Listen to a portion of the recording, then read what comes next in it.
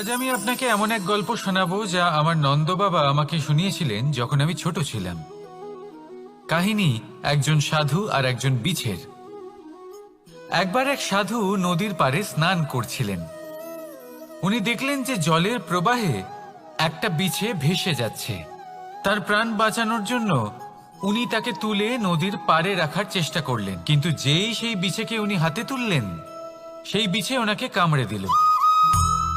সাধু আবার চেষ্টা করলেন, সেই বিছেকে হাতে নেওয়াতে সে আবার তাকে কামড়ে দিল। আরও একবার চেষ্টা করাতে ওনার শিষ্য ওনাকে জিজ্ঞেস করল, এ আপনি কি করছেন গুরুদেব? এসব কি হচ্ছে? আপনি তারই প্রাণ বাঁচানোর চেষ্টা করছেন যে আপনাকে কামড়ে দিচ্ছে। গুরুদেব উত্তর দিলেন যে ও বিছে হয়েই নিজের কর্ম করছে, নিজের প্রবৃত্তি, নিজের ব্যবহার বদলাচ্ছে না। তাহলে আমি সাধু হয়ে তা কেন বদলাবো? এর তাৎপর্য হলো সরল, যে সংসারে কিছু মানুষ আছেন যারা হয়তো খারাপ, দুষ্ট প্রকৃতির, আর হয়তো তারা কখনোই বদলাবেন না, কখনোই কোনো পরিবর্তন আসবে না। কিন্তু তার মানে এই নয় যে আমরা আমাদের কর্ম করা ছেড়ে দিই, আমরা আমাদের প্রচেষ্টা ছেড়ে দেব। আগে না, আমাদের তো করতেই হবে, কারণ ইতিহাস সাক্ষী আছে যে এই চেষ্টা এই সংসারের ধারাকেও বদলে দিতে পারে। তাহলে আপনিও আসুন আর আমার সাথে ভালোবেসে বলুন, রাধা রাধা।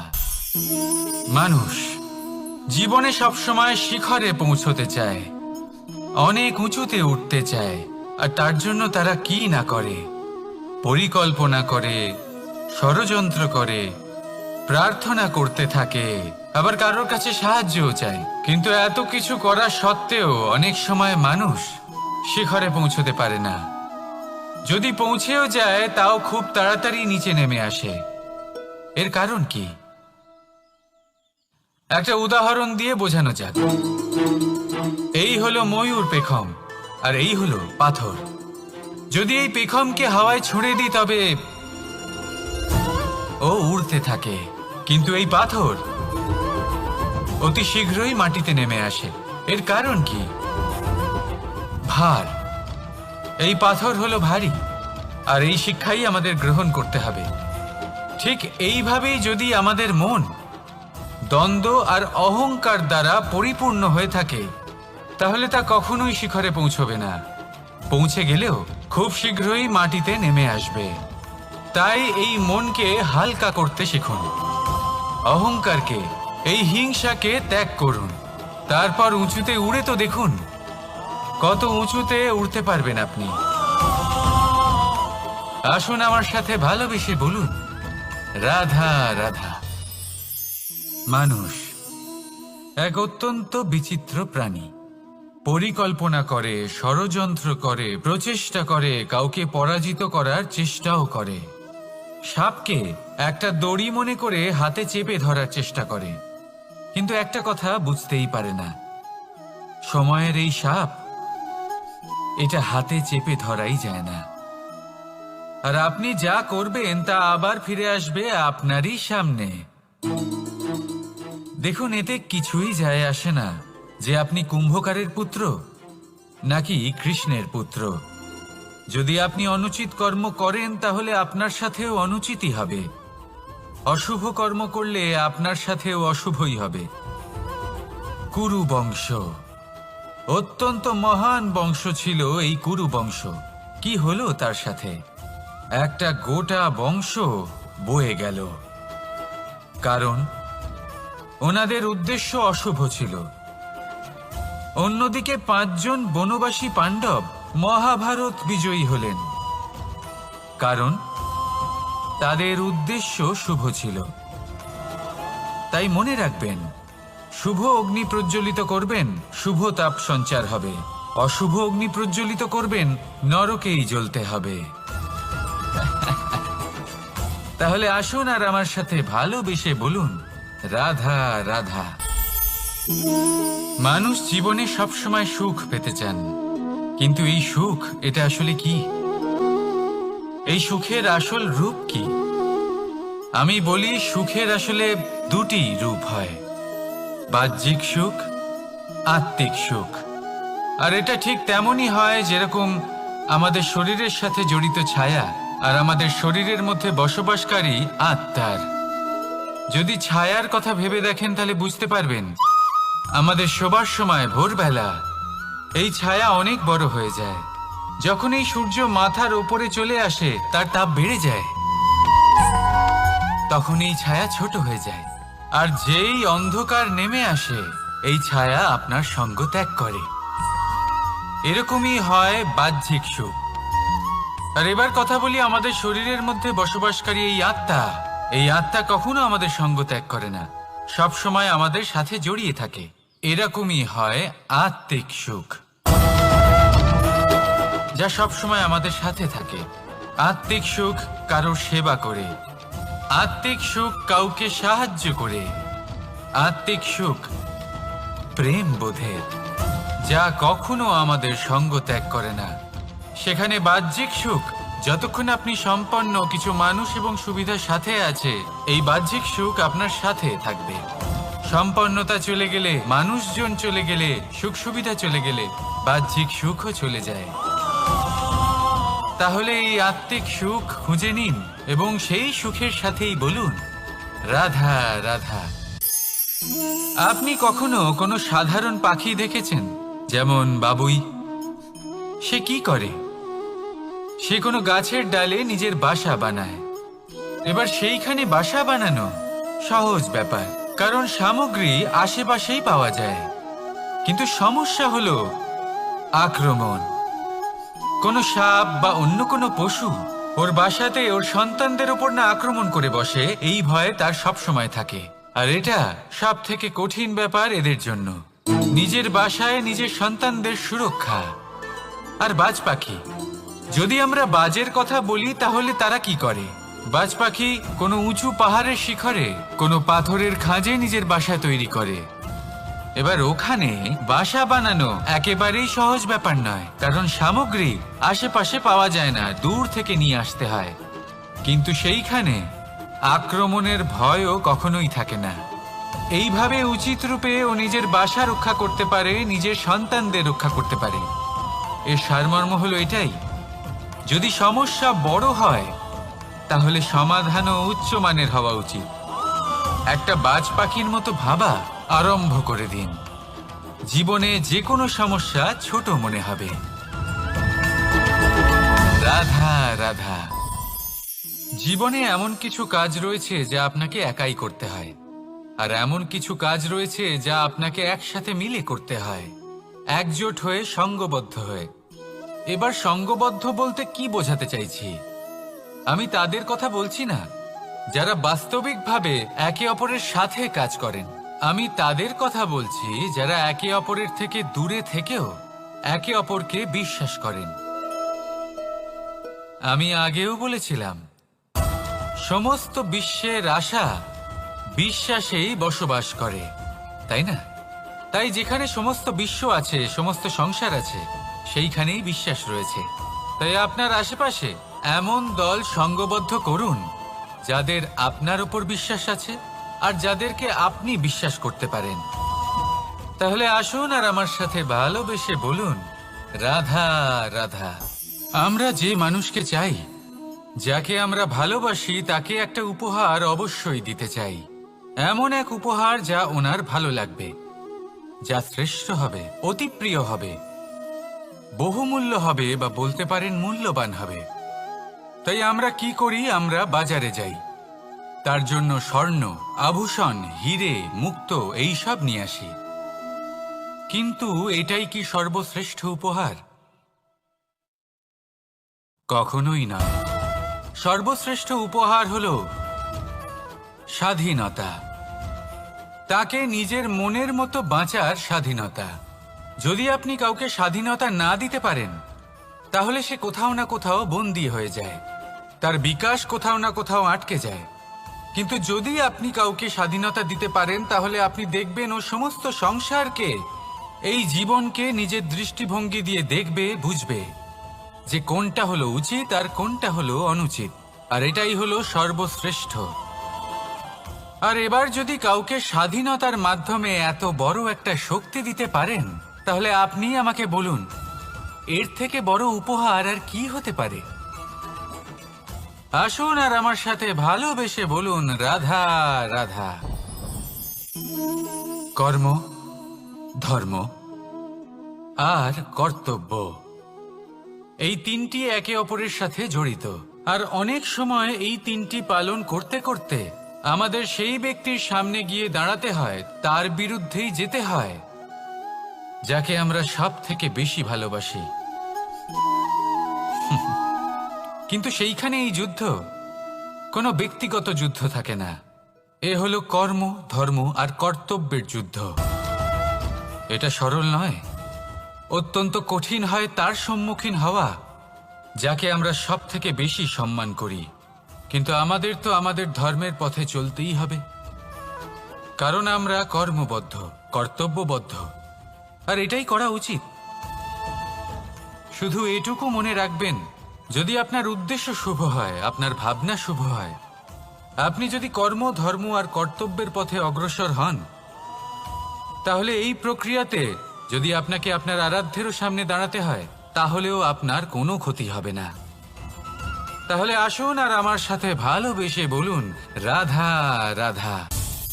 প্রেম এই সংসারে এসেছিল এই সংসারকে প্রেমের শিক্ষা দেওয়ার জন্য, এই জীবনের সুখের অনুভূতি আসলে কি তা শেখানোর জন্য।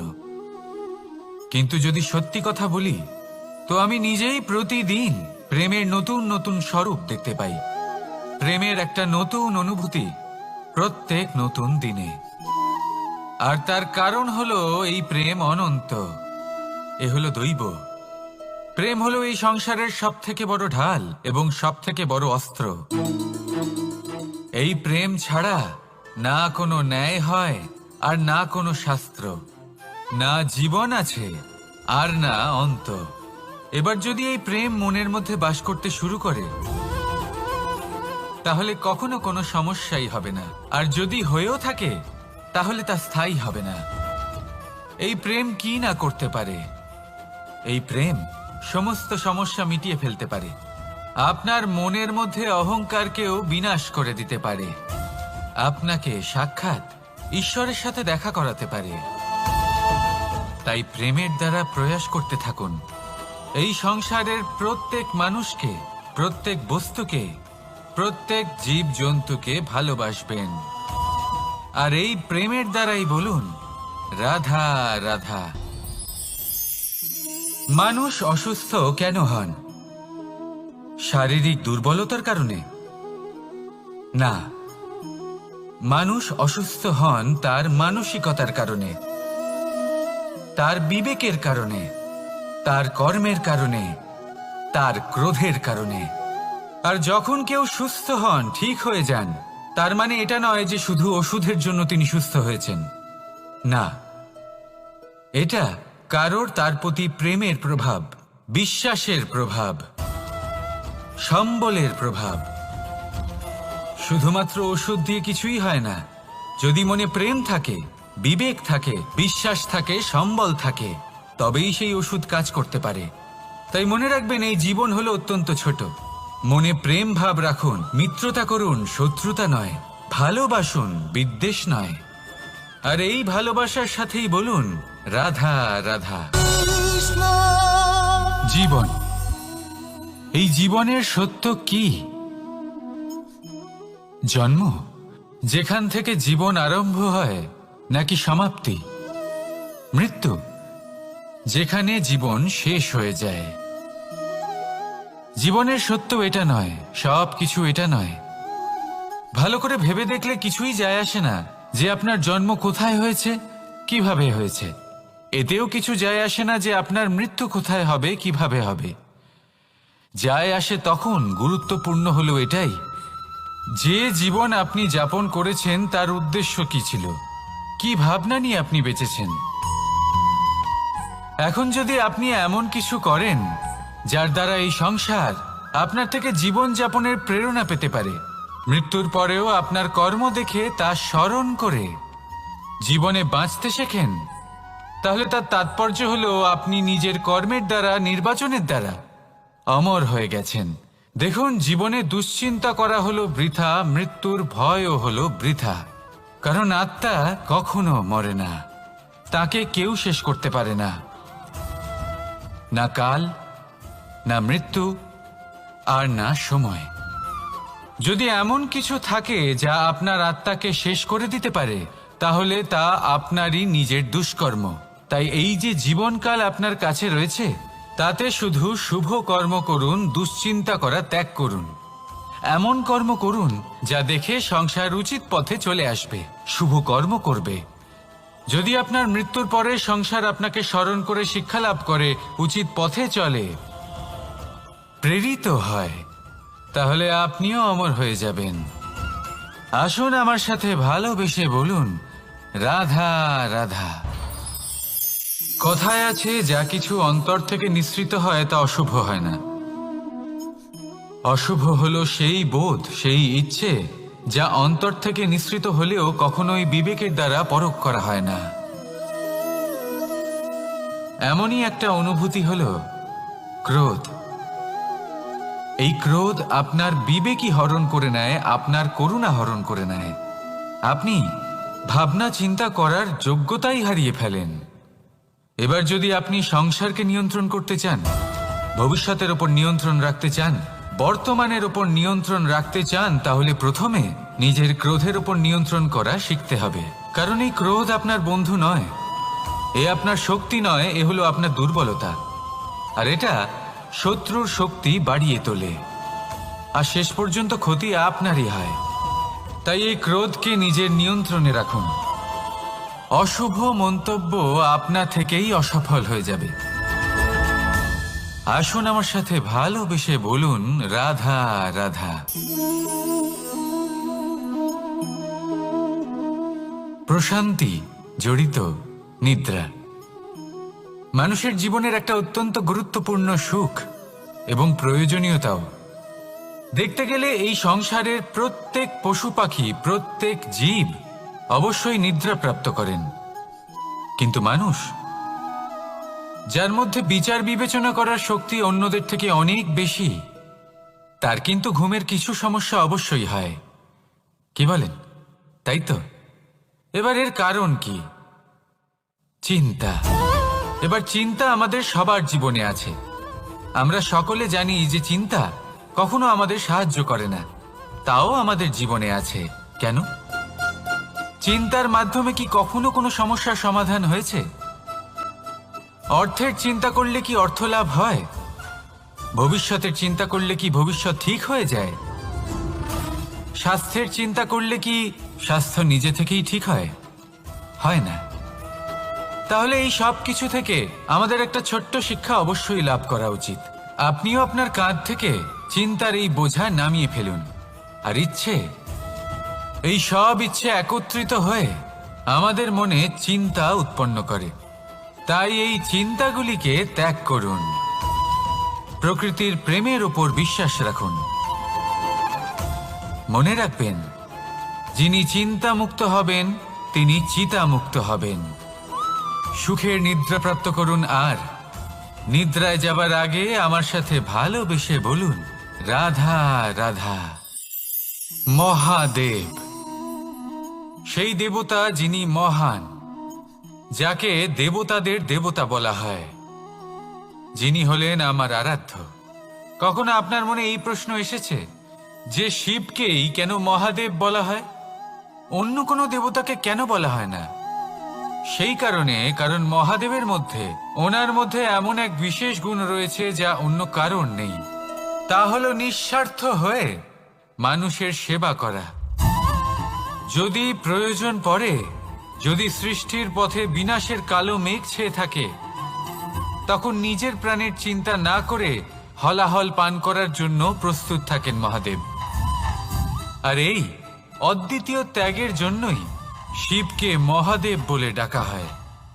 এবার যদি কোনো মানুষও নিঃস্বার্থ ভাবনার দ্বারা নিজেকে অর্পণ করে দেয় এই জগতের কল্যাণের জন্য, মানুষের সেবার জন্য, তাহলে তিনিও মহাপুরুষ, মহামানব হতে পারেন। যদি কেউ অভুক্ত থাকেন, তাহলে নিজের থালা থেকে অর্ধেক খাবার তাকে দিয়ে দিন। যদি কেউ অসুস্থ হন, তাহলে তাকে সেবা করার, চিকিৎসা করার চেষ্টা করুন। এই জীবন শুধু নিজের জন্য নয়, অন্যদের প্রতি, সমস্ত সংসারের প্রতি উৎসর্গ করুন। যদি এই সব মানুষ শিখে যান, তাহলে তিনি মহাদেবের পথে অগ্রসর হতে পারেন। যদি মানুষ নিঃস্বার্থ ভাবনার দ্বারা এই সংসারের সেবা করতে শিখে যান, তাহলে তিনি নিশ্চিত রূপে মহামানব অবশ্যই হতে পারবেন। আসুন আমার সাথে ভালোবেসে বলুন, রাধা রাধা। স্বর্ণ, হিরে, মুক্ত, মানিক, এই সব কিছুকে আগে পাথর বলা হতো। তাহলে এমন কি হলো যে এদের রত্ন বলা হয়? আর রত্ন তা বাস্তবে আসলে কি? এটা হলো সেই পাথর যাকে আগে আগুনের তাপ সহ্য করতে হয়েছে, পরখ করা হয়েছে, যাচাই করা হয়েছে, এদের কাটার চেষ্টা করা হয়েছে, কিন্তু তারা কখনোই নষ্ট হয়নি, বরং তারা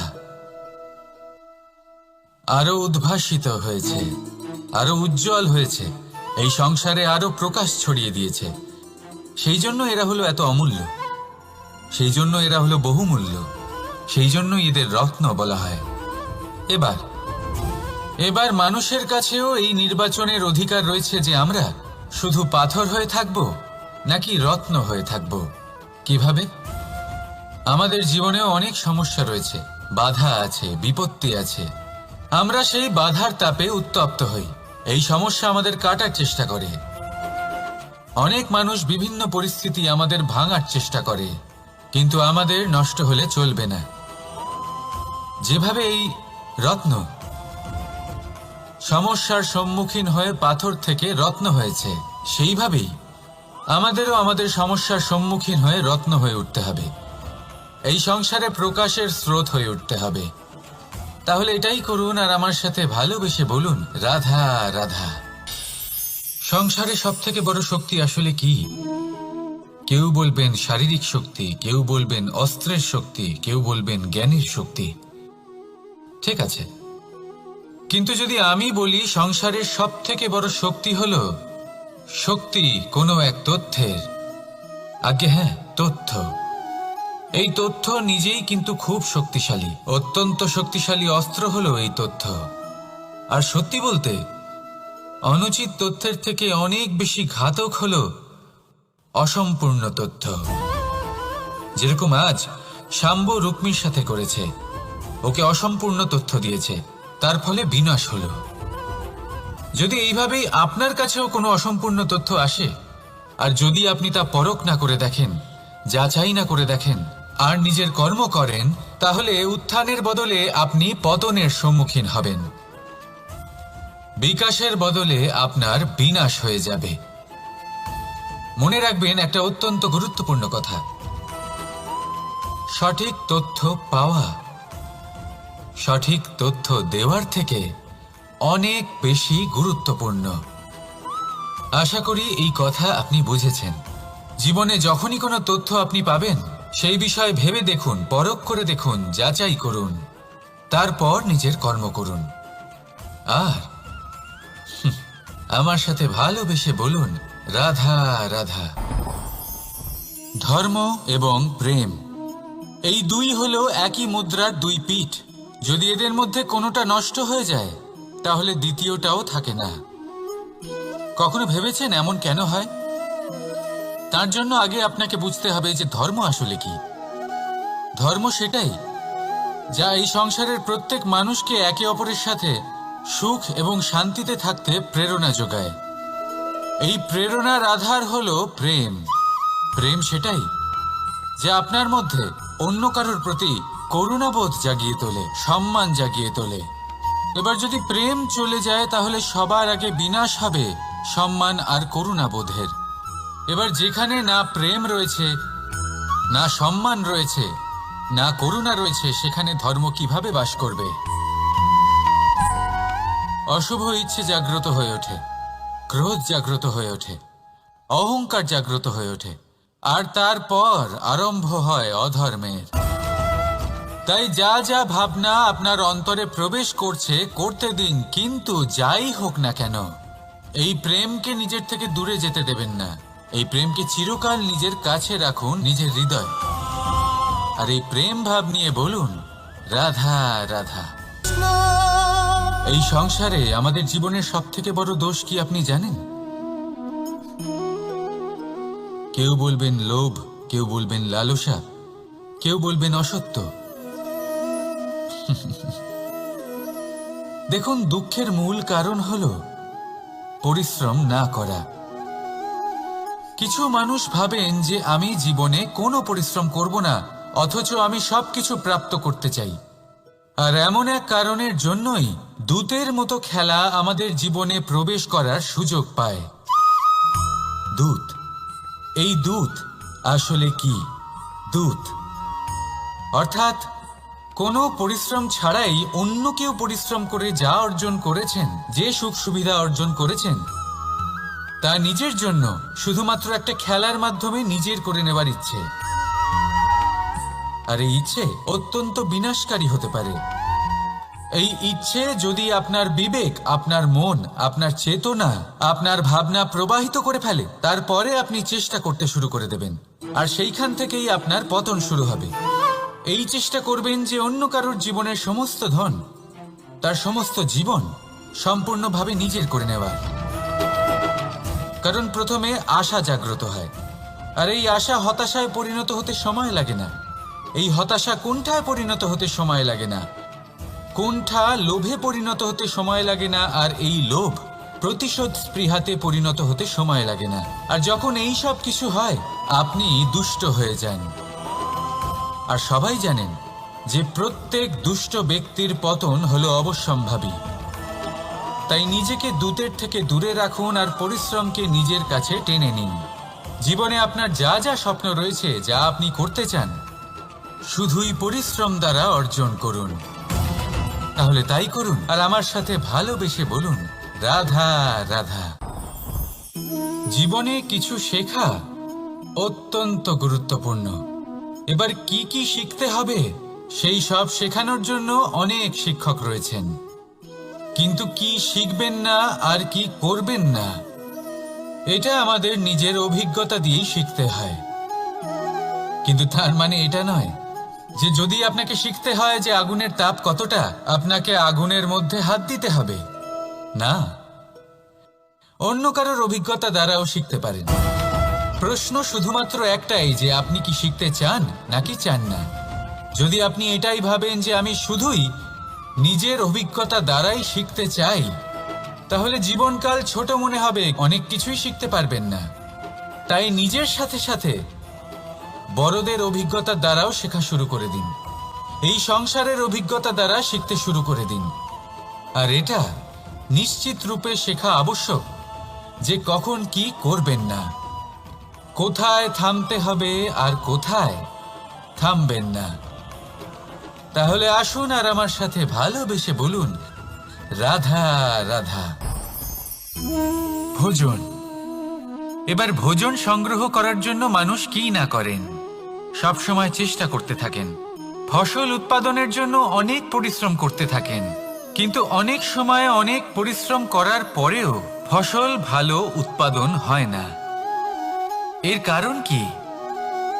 কারণ হলো এটাই যে আপনি পরিশ্রম হয়তো অনেক করেছেন, কিন্তু আপনার নজর তো সেই বীজের দিকে ছিলই না যা আপনি রোপণ করেছেন। সেই জন্য সবসময় কোনো বীজ রোপণ করার আগে তাকে পরখ করে দেখুন, তা অত্যন্ত আবশ্যক। আর সেইভাবেই যখনই কোনো কর্মের প্রশ্ন আসে, তাহলে সেখানে শুধুমাত্র পরিশ্রম যথেষ্ট নয়। সেই কাজের প্রতি আপনার কর্তব্য কি, আপনার উদ্দেশ্য কি, সেটা জানা হলো অত্যন্ত গুরুত্বপূর্ণ। তাই কর্ম করুন, কিন্তু সেই কর্মের প্রতি আপনার যা উদ্দেশ্য তার মাহাত্ম্য বুঝতে চেষ্টা করুন। তাহলে আসুন আমার সাথে ভালোবেসে বলুন, রাধা রাধা। আজ আমি আপনাকে এমন এক গল্প শোনাবো যা আমার নন্দ বাবা আমাকে শুনিয়েছিলেন যখন আমি ছোট ছিলাম। কাহিনী একজন সাধু আর একজন বিছের। একবার এক সাধু নদীর পাড়ে স্নান করছিলেন। উনি দেখলেন যে জলের প্রবাহে একটা বিছে ভেসে যাচ্ছে। তার প্রাণ বাঁচানোর জন্য উনি তাকে তুলে নদীর পাড়ে রাখার চেষ্টা করলেন, কিন্তু যেই সেই বিছেকে উনি হাতে তুললেন, সেই বিছে ওনাকে কামড়ে দিল। সাধু আবার চেষ্টা করলেন, সেই বিছেকে হাতে নেওয়াতে সে আবার তাকে কামড়ে দিল।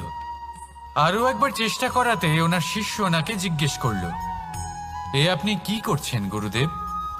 এসব কি হচ্ছে? আপনি তারই প্রাণ বাঁচানোর চেষ্টা করছেন যে আপনাকে কামড়ে দিচ্ছে। গুরুদেব উত্তর দিলেন যে ও বিছে হয়েই নিজের কর্ম করছে, নিজের প্রবৃত্তি, নিজের ব্যবহার বদলাচ্ছে না। তাহলে আমি সাধু হয়ে তা কেন বদলাবো? এর তাৎপর্য হলো সরল, যে সংসারে কিছু মানুষ আছেন যারা হয়তো খারাপ, দুষ্ট প্রকৃতির, আর হয়তো তারা কখনোই বদলাবেন না, কখনোই কোনো পরিবর্তন আসবে না। কিন্তু তার মানে এই নয় যে আমরা আমাদের কর্ম করা ছেড়ে দিই, আমরা আমাদের প্রচেষ্টা ছেড়ে দেব। আগে না, আমাদের তো করতেই হবে, কারণ ইতিহাস সাক্ষী আছে যে এই চেষ্টা এই সংসারের ধারাকেও বদলে দিতে পারে। তাহলে আপনিও আসুন আর আমার সাথে ভালোবেসে বলুন, রাধা রাধা। মানুষ জীবনে সবসময় শিখরে পৌঁছতে চায়, অনেক উঁচুতে উঠতে চায়, আর তার জন্য তারা কি না করে, পরিকল্পনা করে, ষড়যন্ত্র করে, প্রার্থনা করতে থাকে, আবার কারোর কাছে সাহায্যও চায়। কিন্তু এত কিছু করা সত্ত্বেও অনেক সময় মানুষ শিখরে পৌঁছতে পারে না। যদি পৌঁছেও যায় তাও খুব তাড়াতাড়ি নিচে নেমে আসে। এর কারণ কি? একটা উদাহরণ দিয়ে বোঝানো যাক। এই হলো ময়ূর পেখম, আর এই হলো পাথর। যদি এই পেখমকে হাওয়ায় ছুঁড়ে দিই তবে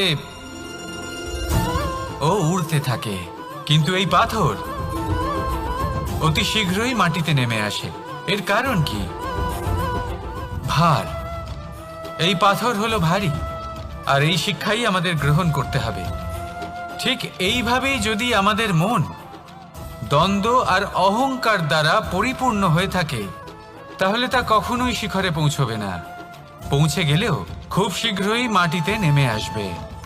তাই এই মনকে হালকা করতে শিখুন, অহংকারকে, এই হিংসাকে ত্যাগ করুন। তারপর উঁচুতে উড়ে তো দেখুন কত উঁচুতে উড়তে পারবেন আপনি। আসুন আমার সাথে ভালোবেসে বলুন, রাধা রাধা। মানুষ এক অত্যন্ত বিচিত্র প্রাণী। পরিকল্পনা করে, ষড়যন্ত্র করে, প্রচেষ্টা করে, কাউকে পরাজিত করার চেষ্টাও করে। সাপকে একটা দড়ি মনে করে হাতে চেপে ধরার চেষ্টা করে, কিন্তু একটা কথা বুঝতেই পারে না, সময়ের এই সাপ, এটা হাতে চেপে ধরাই যায় না। আর আপনি যা করবেন তা আবার ফিরে আসবে আপনারই সামনে। দেখুন, এতে কিছুই যায় আসে না যে আপনি কুম্ভকারের পুত্র নাকি কৃষ্ণের পুত্র। যদি আপনি অনুচিত কর্ম করেন তাহলে আপনার সাথেও অনুচিতই হবে। অশুভ কর্ম করলে আপনার সাথেও অশুভই হবে। কুরু বংশ অত্যন্ত মহান বংশ ছিল। এই কুরু বংশ কি হলো তার সাথে? একটা গোটা বংশ বয়ে গেল, কারণ ওনাদের উদ্দেশ্য অশুভ ছিল। অন্যদিকে 5 জন বনবাসী পাণ্ডব মহাভারত বিজয়ী হলেন, কারণ তাদের উদ্দেশ্য শুভ ছিল। তাই মনে রাখবেন, শুভ অগ্নি প্রজ্বলিত করবেন, শুভ তাপ সঞ্চার হবে। অশুভ অগ্নি প্রজ্বলিত করবেন, নরকেই জ্বলতে হবে। তাহলে আসুন আর আমার সাথে ভালোবেসে বলুন, রাধা রাধা। মানুষ জীবনে সবসময় সুখ পেতে চান, কিন্তু এই সুখ, এটা আসলে কি? এই সুখের আসল রূপ কি? আমি বলি, সুখের আসলে 2টি রূপ হয়, বাহ্যিক সুখ, আত্মিক সুখ। আর এটা ঠিক তেমনই হয় যেরকম আমাদের শরীরের সাথে জড়িত ছায়া আর আমাদের শরীরের মধ্যে বসবাসকারী আত্মার। যদি ছায়ার কথা ভেবে দেখেন তাহলে বুঝতে পারবেন, আমাদের শোবার সময় ভোরবেলা এই ছায়া অনেক বড় হয়ে যায়। যখন এই সূর্য মাথার ওপরে চলে আসে, তার তাপ বেড়ে যায়, তখন এই ছায়া ছোট হয়ে যায়। আর যেই অন্ধকার নেমে আসে, এই ছায়া আপনার সঙ্গ ত্যাগ করে। এরকমই হয় বাহ্যিক সুখ। আর এবার কথা বলি আমাদের শরীরের মধ্যে বসবাসকারী এই আত্মা। এই আত্মা কখনো আমাদের সঙ্গ ত্যাগ করে না, সব সময় আমাদের সাথে জড়িয়ে থাকে। এরকমই হয় আত্মিক সুখ, যা সব সময় আমাদের সাথে থাকে। আত্মিক সুখ কারোর সেবা করে, আত্মিক সুখ কাউকে সাহায্য করে, আত্মিক সুখ প্রেম বোধের, যা কখনো আমাদের সঙ্গ ত্যাগ করে না। সেখানে বাহ্যিক সুখ, যতক্ষণ আপনি সম্পন্ন কিছু মানুষ এবং সুবিধার সাথে আছে, এই বাহ্যিক সুখ আপনার সাথে থাকবে। সম্পন্নতা চলে গেলে, মানুষজন চলে গেলে, সুখ সুবিধা চলে গেলে বাহ্যিক সুখও চলে যায়। তাহলে এই আত্মিক সুখ খুঁজে নিন এবং সেই সুখের সাথেই বলুন রাধা রাধা। আপনি কখনো কোনো সাধারণ পাখি দেখেছেন? যেমন বাবুই। সে কি করে? সে কোনো গাছের ডালে নিজের বাসা বানায়। এবার সেইখানে বাসা বানানো সহজ ব্যাপার, কারণ সামগ্রী আশেপাশেই পাওয়া যায়। কিন্তু সমস্যা হলো আক্রমণ। কোনো সাপ বা অন্য কোনো পশু ওর বাসাতে ওর সন্তানদের উপর না আক্রমণ করে বসে, এই ভয়ে তার সব সময় থাকে। আর এটা সব থেকে কঠিন ব্যাপার এদের জন্য, নিজের বাসায় নিজের সন্তানদের সুরক্ষা। আর বাজ পাখি, যদি আমরা বাজের কথা বলি তাহলে তারা কি করে? বাজ পাখি কোনো উঁচু পাহাড়ের শিখরে, কোনো পাথরের খাঁজে নিজের বাসা তৈরি করে।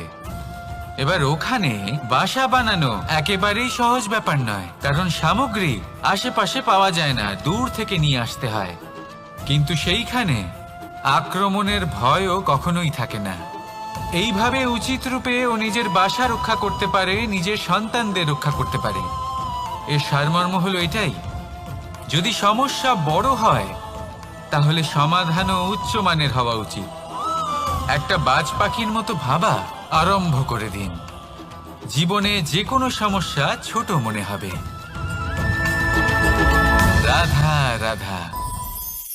জীবনে এমন কিছু কাজ রয়েছে যা আপনাকে একাই করতে হয়, আর এমন কিছু কাজ রয়েছে যা আপনাকে একসাথে মিলে করতে হয়, একজোট হয়ে, সঙ্গবদ্ধ হয়ে।